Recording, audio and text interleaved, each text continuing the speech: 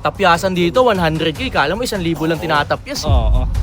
100k, lang guys, hindi 3.2. Kala nyo, ang yun na 100k yun. Sige. Mukhang magkakadil naman tayo this week eh. Pag-isipan mo, Pag-isipan mo lang either cash Sige. or stock. Yes, bro. Sige. Sige. Nice to meet you, brother. Thank you. Announcement guys, another car, another day. So today guys, meron nga palang pupunta dito sa showroom para magbenta ng 2026 Ford Mustang 5.0 GT. Guys, brand new pa to. Sana ibigay sa tawad natin. Tara, samahan nyo ako. Kamusta? Name, brother? AJ po, AJ. Bro, AJ. Bro. Mm. Jabar. Oo. Taga saan kayo, brother? Paranaque pa eh. Paranaque. Oo. Layo ah. Oo. So, you're selling a 2024? 26. 2026. Oo. Ford Mustang. Pero 25 acquired to. 25 Pinili ko acquired. lang 2 months ago. Yes. Gusto ko mag-upgrade ng BMW. Okay, M4. okay. Yeah, Oo. sige bro. Eh, naghahanap ako ng reasonable price. May mga pumapresyo pero medyo... Sige, check ko muna. Sige. Okay lang. Okay. So, it's a 2026 Ford Mustang 5.0 GT. Bro, anong color tawag dito? Original Sky blue. color ba to? Hindi. Foil wrap yan. Foil, okay. I thought original. Pero anong original color niya? Bay for blue. Ito. Pwede makita. Kita mo siya dito. Ito siya. Hindi ko kasi siya pinapakamit. Okay. This one. Ito. Parang grayish ba siya, bro? Oo. Okay. Pero may nilabas talaga ang Mustang na ganitong kulay, di ba? Sa 2026, hindi ako sure eh. Sticker ko sa Dealer Supply. Decal Republic. Tapos Oo. ito yung ilaw niya. So, ito na yung mga trademark ng 2025, 2026, Yes. di ba? Bagong-bago pa to. Oh, nung June pa lang to, break. Ayan, 5.0 GT na logo, mugs. Mm. May variants ba to o top of the line to? Oh, 5.0. top of the line. Oh. Guys, loob nito, Recaro seats. So, ayan. Kinis naman. And then, so dito sa likod. Guys, Ayan, yung mga Mustang tagilid pala yan. na bago ngayon. Ayan, ganyan na yung head. Taillights niya, sorry, taillights. Color PPF. GT badge. Pogi na. Tapos bro, di ba yung parang interior nito, computer na lahat. Tingnan, tarating natin guys. Pwede mo test drive kung gusto mo. Tingnan natin bro. Ang haba ng So ayun guys, tignan mo yung interior niya. Buong sakop niya, ano na yan, monitor na yan. Yan. Sobrang high-tech na nito no? Ha? Sobrang high-tech na nito. Oo, pre. Oo. Ganda ng steering wheel Talagang, ito na yung pinaka-latest ng Mustang guys. Ito yung pinaka-latest model. Ganda din ng kulay. Yes. Alam ko may nilabas na ganito, pero by order, 8 months. Oo, tama. Yung tropa ko kasi nakabili ganitong color. Okay. Smurf blue, parang ganun. Eye-catching talaga yan. Oo. Pero yung color niya, parang grayish ba yung ano niya? Oo. Parang battleship gray. Oo. Pwede makita yung before. Oh, sige. Makinis naman siya bro, before Oo, i-wrap. pre. Ano reason ba't ni-wrap mo bro? Di mo trip yung Hindi ko gray? trip yung kulay, pre. Oo. Okay. Okay. Ganda din Maganda nga. Pogi din guys Gray. Uy, thank you. Parang yung nakita natin na na Mustang dito So, na kung dala nila. may bibili, pwede natin patanggal yung Ganda wrap. guys. Or Brand nyo niya binili. Brand nyo mo i-keep. binili to? Brand new. Saan? Sa Ford Otis. Ford Otis. Oo. Cash. Yeah, good questions. So, inutang ko siya ng 3 years, tapos bigla ko naisipan na i-fully paid na lang after 2 months. Kasi nga mag-upgrade ako. So na fully paid na to ngayon? Na-fully paid ko na siya last week. Hinihintay ko lumabas yung original ORCR niya this ORCR. week. Ngayon, kung pag magkasundo tayo sa price, pwede ko siya dalhin sa'yo ulit. May sales invoice to? Meron, nandiyan yung ORCR niya. Sige, so kaka fully paid lang nito, kaya Oo, wala pang ORCR. Kasi ganun yun guys, pag Um, pag halimbawa, binayaran mo sa bangko or sa kasa, it will take around mga 3 weeks pa nga minsan iba Sabi sa akin 1 to 2 weeks lang. Oo. Or matagal na yung 10 days. Pero pwede naman natin puntahan doon for confirmation pwede. Pero pwede natin i-confirm mismo sa Pwede. Ford Otis. Pwede.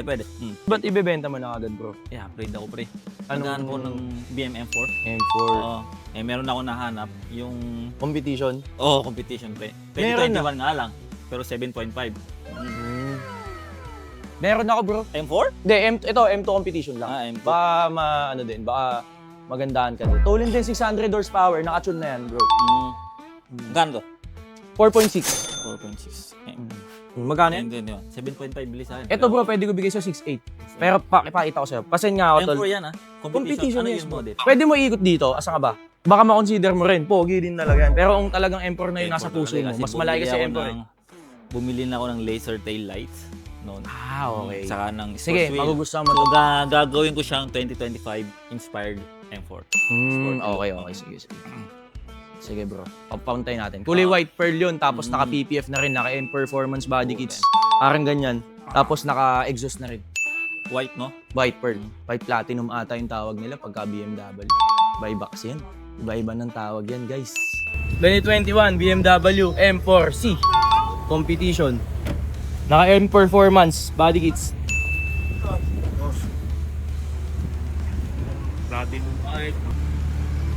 Ang sa akin lang kasi bro, syempre ibebenta din naman ako. Oo, yan. Hindi. Para kumita pa din sana kahit papaano doon sa stang. Magkano ba bentahan ngayon ng mga ganun? Mga ganon. Tatawad pa kasi. Kung mga ano bro, 3-3 kaya mo. Fair game na yan, oh. Kasi ibebenta ko pati itong stang. Maglalabas ako ng pera dito. Ilan yung odo nung nakita mo? 3,000. 3K. 2021. Neon green daw pala Neon yung green. Oo. Pwede ako mag-adjust ng wrap. 100k yung wrap, pwede pa ako magbawas ng 100k. Mapapa-colored Ipaparap ko din PPF siya. mo. Oh, maganda colored PPF ba yun? Maganda colored PPF, parang paint. Pero ang taas naman nung nakita mo, bro. Sa presyo, mas mababa yung sa amin. Magkano yun ako mo? Siguro 7.2? 7.5 siya eh. 7.5, Pero bro. mababa lang din ko kasi Odo. Tapos Chinese yung mayari. Oh. Babalik sa China. Kaya binibenta din niya ng Rush. Ang layo ng presyo sa amin. Kaya nga, malayo Oo, nga. di ba? Mababa lang yung Odo. Oo, yun lang. Pero Hindi siya, ano, you'll get there pa din naman, brother. Oo. Magagamitin mo din naman. Ang mahalaga naman na well-maintained yung kotse. Napa-PMS mo yan, di ba? O, bagong PMS lang yan, bro. Pinaka matutulong ko sa'yo, bro, offset natin yung wrap. Tapos if ever nakapag-reserve ka ng 100k doon, offset natin yung 100k na reservation mo. Plus yung Mustang mo. So, 3.5 add mo, di ba? So, offset natin yung wrap, offset natin yung 100k reservation. 3.3 add plus Mustang.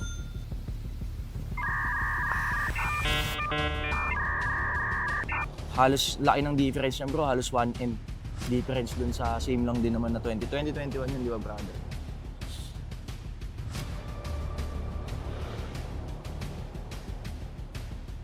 bale magkano mo kukunin to? Almost, parang 3.5 din. 3.5. Kasi di ba tumawad ako sa'yo ng 200k. Ah. Kaso hindi ko na pala na-gain yung tawad na yun kasi in-offset ko dun sa mga conditions na gusto mong gawin, bro. So para lang matuloy yung deal, 3.3 add plus Mustang. Pero kung ika-cash mo to, 3M ako dyan, brother, pagka-cash ako dyan. Kahit ngayon pwede ko bayaran 3M. Kailangan ko lang checkin sa ano. Kailangan ko siyang checkin walang dun sa... problema dun. Anytime. Oo. Anytime, bro, kahit pwede ko di siya bayaran. Kung sa cash. Kaso, babayaran ko sa 3M yan. Magkano mo na ko 7.5. Magkano i-add mo dun? Kaya lang, tingnan. Compute lang natin. Magkano i-add ni boss dun? 4.5. Ang laki, bro. 1 million difference nun. Para lang sa 10k odo na difference. White pearl pa yan.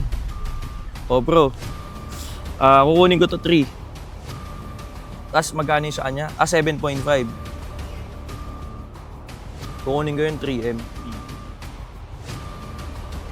4.5, bro. Dito mag-add ka lang sa amin 3.3. 1.2M difference para sa 10k mileage, di ba? Parang for me it's not worth it. 3M mo talaga siya kukunin, cash? Pag sa cash. Pagka sa Magkano sagad trade-in, mo? pag trade-in 3.5 Magkano ko itataas kukunin. mo? Wala, bro, kasi maglalabas ako pera. Pag trade-in 3.5 ko kukunin. Akala ko kunin mo na ang cash, 3.3, pwede ko pa pag-isipan. Hindi na, bro. Babalikan kita this week. Nakakuha ako ganyan, red. Ah. Same ko din nakuha. 3M. Mabebenta naman ng tikita. Oo. Problema, ang tagal. Yung mga ganyan kasi bro, medyo high value na siya eh. Oo. Hindi kagaya nung lumang Mustang. Oo. Sige, araw-araw may bibili niyan. Pero yan bro, bihira. Konti lang naman may... Ito kasi Hindi naman bago-bago. basta-basta makakapaglabas ng 3.5, 4M ka agad ng... Agad-agad eh. Kung 3.3 cash, pwede ko pa pag-isipan. Balikan kita this week. Tapos, pwede mo ito hanggang puntahan natin sa Otis. Yung ano, walang problema sa akin. Ano ba mas ano mo? Mas prefer ko talaga yung ano na yun. Cash. Mas ano niya Kasi daw kukunin talaga ko yun. rate. Baba na ng binigay natin na. Baba na ng binigay namin na offer, bro. Parang pagkano lang papasok sa ito, 6 something na lang. Isipin mo 1.2M difference. Ako naman, okay sa akin trade-in para di na ako maglabas ng, di na ako maglalabas. If ever, magkano yung cash mo? 3 point, ano lang, 3.3 lang bro. Actually, talagang bagsak presyo yun. Para lang di na ako maglabas ng cash. Panalo talaga yun. Panalo yung deal na binigay ko sa'yo, bro. Malaki din yun 1.2M na difference, brother. Hindi siya uring Original paint. paint yung white nun. Hindi, yung left FFA pag colored nagiging, ano natin, PPF. Pero pag natin siya. selling, halimbawa magsawa ka, mas mabilis mo mabebenta white. Mas maraming maghahanap ng white nun. Oo, white pearl yun. Galing mo mag-sales to. Hindi, totoo yun bro. Sa totoo lang naman tayo. Kahit ako, personal car ko, GTR, white. Mas madami lang, alam mo yung mas madami lang babagayan kahit saan mo dalhin. Pag-isipan ko bigyan mo oras. Sige bro, no problem. Pero if ever trade in, Baba na. okay lang ba additional 3M lang Ay, kung trade in. Pero kung kakash mo yan 3.3. Sa trade-in kasi ako bro, nagbawas na ako ng sobrang baba ako na binigay talaga sa'yo sa 3, add lang 3.3 bro. Compare mo naman sa 4.5 na i-add mo dun sa isa. Kulay lang pinagkaiba nun, tsaka mataas lang ng konti mileage. Talaga yung unit na yun. Bigyan kita ng laban na makakapag-isip ka. Yung pinaka-honest offer ko. 3-1 bro, honest offer. Para Cash? pakitain mo naman kami kahit konti. Oh bro. Kasi matutulog din sa akin yan. Hindi naman yung pag pinost ko ngayon, next week sold na yan eh. Months din itatagal niyan, brother. Pero pag-isipan mo Pero din kung yan, trade bro. in, 3M lang dadan ko. Huwag naman 3M, bro. Grabe naman sa 3M. 3.2, sige bro. Tapyasan dito, 100k. Kala mo 1,000 lang tinatapyas. Oo. Parang 100k. divisory lang to, Guys, hindi 3.2. Kala nyo, ang yun na 100k yun. Hard divisory. 3.2 brother, malaking bagay na yung 100k. Pang-upa na namin sa pwesto yun. Pampasweldo ko sa tao ko, pangbayad sa kuryente. Isang buwan, di ba? Sige, bigyan mo oras. This week lang. Bago Dun mag-Friday. ka offer ko na kung swap or sa cash. Pag-isipan mo. Cash 3.2. Okay. 3-1 brother. Nagbigay na ako ng honest ko talaga, offer ko. Pagka sa trade-in, add 3.2 cut. Add ka 3.2. 3.1 din. Pag-isipan ko 3.1. Add. Sato naman bata. Konti na lang margin ko bro.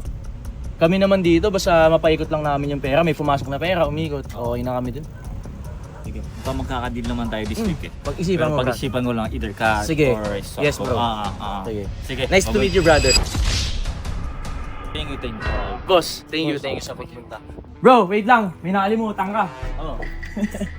Ay, sorry. Pero mukhang babalik si bro kaya Babalik ako. kinuha niya Mukhang babalik no? Pinag-isipan ko lang. Sige bro, thank you. Nice meeting you brother, nice to meet you. So guys, ayun, hindi man tayo nakapag-done deal today pero sabi naman ni bro babalik siya. It's okay, ganun talaga, di ba? At least nakita niya yung unit nakapag-usap ng maayos. Kaya, watch out for our next vlog.